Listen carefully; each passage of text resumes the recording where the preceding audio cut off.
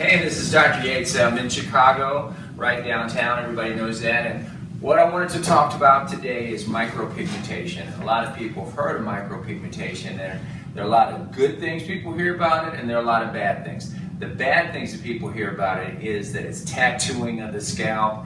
It makes the scalp turn green, red, and all kind of colors. If it's done correctly, trust me, this will not happen. And we've made a living of this. So today I want you to meet a good friend of mine, Tony. And Tony has had micropigmentation. We're going to talk a little bit about that, but I don't want to be a spoiler alert.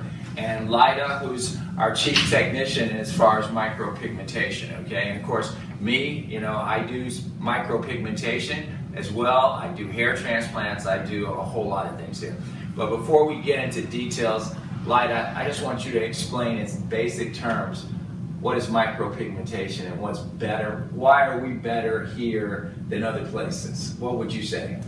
Well, we have the combination of providing you with the surgical hair restoration, also adding or implementing the micropigmentation to beef it up, to provide a backdrop, to give you a more natural looking hair restoration, whether it's just the transplant, adding the micropigmentation, or the micropigmentation alone.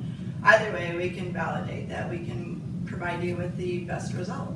And she's exactly right. The other thing is we're in a medical setting.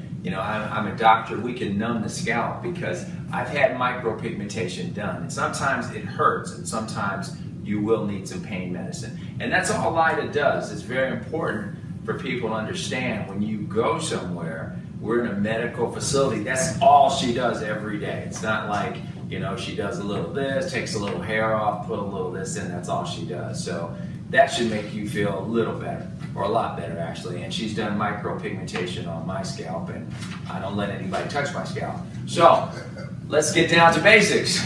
Okay. And Tony, would you say that this is an accurate representation of yourself? That was very accurate, very accurate. Okay, and how long ago was this? This was April of 2016. April of 2016, so not a long time ago. And tell me at this point in your life, how did you feel about yourself? Because wait, before you do that, tell me now what you do for a living. Tell everybody what you do for a living. Actually, I'm a lifestyle professional model. I'm venturing into commercials. I'm about to do a TV pilot. And again, it's all thanks to the office of Dr. Yates, Lyda, Scott, because prior to this, I lost my self-esteem. I was wearing the baseball caps, trying different hair regimens that were messing up my pillowcases. And just mention some of those things so people know what it is. I was wearing the beiging, which is a black dye, and you would put it on and you go home and you wash it off. And as a result, I was ending up looking like I had 2 eggs at the top of my head because I was washing off too much. So then when that wasn't working, I was trying to get my hair cut as low as where I was receding. And finally my cousin mentioned the tattoo, and then I was like, I don't know about this. And we sat in the bed one morning, looked you up, and I wanted somebody with all, being honest, who were familiar with ethnic skin tone. Right. Not just, everybody's skin tone. You had great reviews, called you, got in. It's the best thing that I've ever done. I'm totally, it restored my confidence. Right, and you can see from before that his hair, when you lose your hairline, you lose the framing of your face. And a lot of people have seen my before pictures, and when I lost the framing of my face, everything changes. One thing, I didn't realize how big my head was, but without hair up there, whoa, it's a sight for a whole lot of people to see. But that doesn't apply to you. But you can see just the framing of his face with the micropigmentation makes all the difference in the world. And would you say that your career has increased because of that? My career has definitely increased because of that. Because in this industry that I'm in, looks do play a part. They really do. And because I'm now the mature middle-aged man, the confidence, the hairline. I have a hairline again. Exactly. I have a hairline again. And let's be honest, when we look at television, movies, everybody's always at their best foot forward. Right. You guys gave that back to me. You really did. I look in the mirror sometimes and I'm like, wow. And were you skeptical at first when you met us?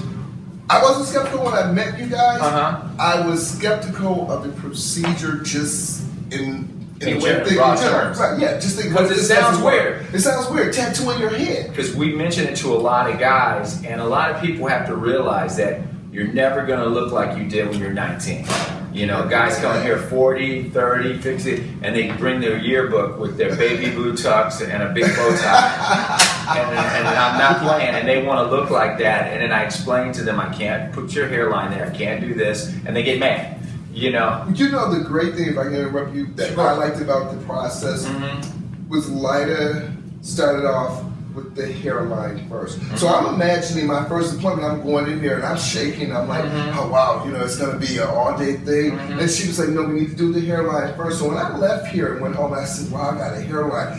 You're a different person. Yeah, I was happy with just the hairline. We didn't even did this. I was like, I got a hairline again. It had been years since I had one. And then to come back and get the finishing result done. It was just, can I tell you, for the first 2 weeks, I'd walk past any mirror and I'm doing this, Every person. Every person. So, man, what you do here is excellent. And if there are any guys, any men out there going through what I went through, calling you, it's the best thing you can do. And we're in Chicago. We're in the middle of the United States. So why would you take a chance and just go to anybody? Because a lot of people shop by price and they look on the internet, and the internet, to be perfectly honest, isn't fact checked by anybody. The reason that we shoot videos is because a lot of doctors, or just anybody on the internet now, technology is so advanced, everybody can Photoshop anybody. I always say, anybody who wants to look like Halle Berry can look like Halle Berry.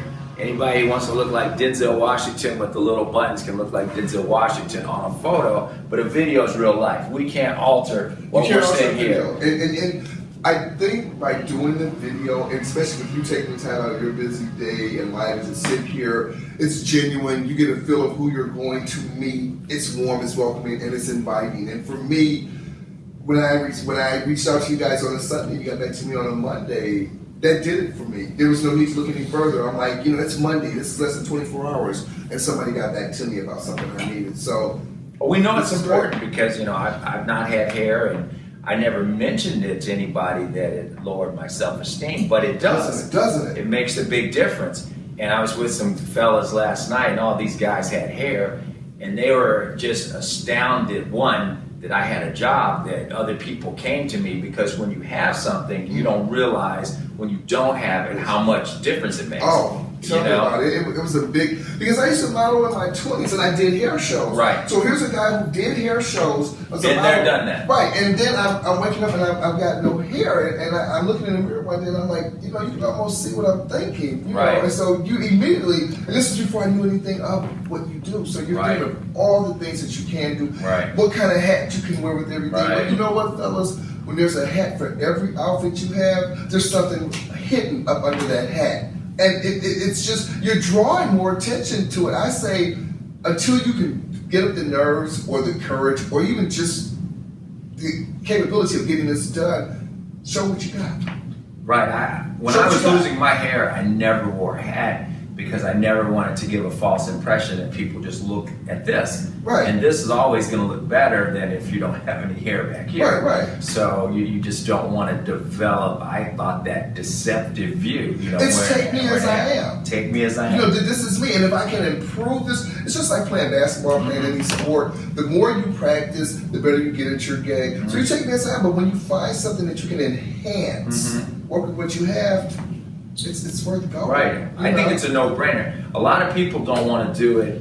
Men are different, I think, than women. One, they just want something permanent. They just want something like they never have to come back, or they don't want anything artificial. They want their hair back, which is impossible. It's all supply and demand. Some people can get a hair transplant if they have a lot of donor. Some can't. Now, as far as maintenance with micropigmentation, usually, say within a year to 2, sometimes to 3, you might have to come back and get a touch-up, but that's about it. It's nothing that takes a long time. And from a client who has this, this is really my first comeback for a touch-up. When I came back prior to the initial job being done, it was because I wanted to be just a little darker, but as far as maintenance, it's nothing. It's nothing. It's been well over a year since I've had to come back for any, so this is great. I go to the barber once a week. I get up in the morning, wipe this, and I'm gone, and it looks good. And your pillows stay white. Pillows stay white. Man, when I tell you how many pillowcases we went through. You have to tell me.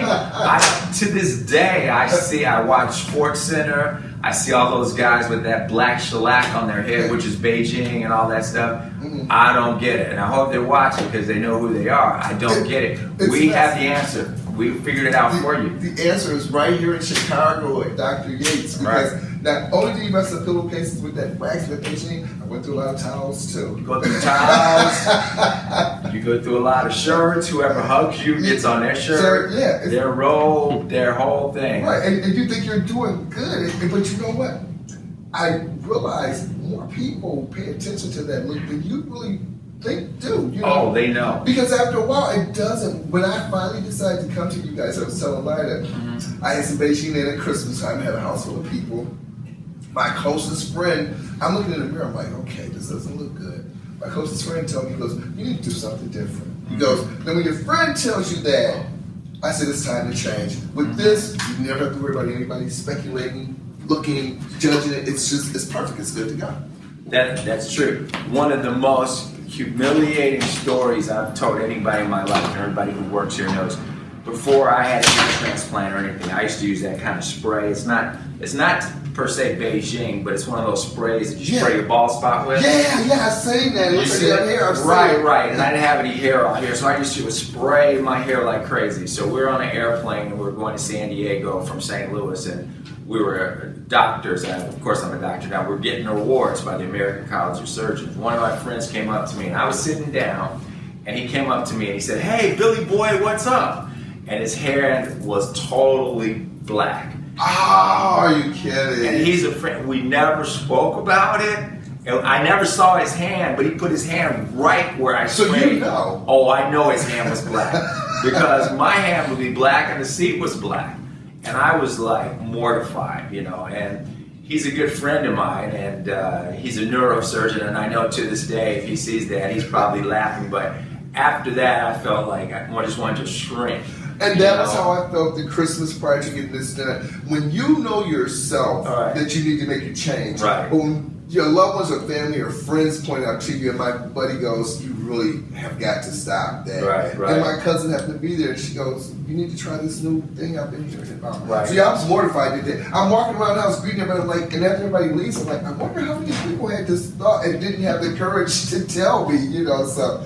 Yeah, I totally get it. It's amazing how perceptive people are, and I know we're not talking about this, like men who wear hair pieces or wigs or systems.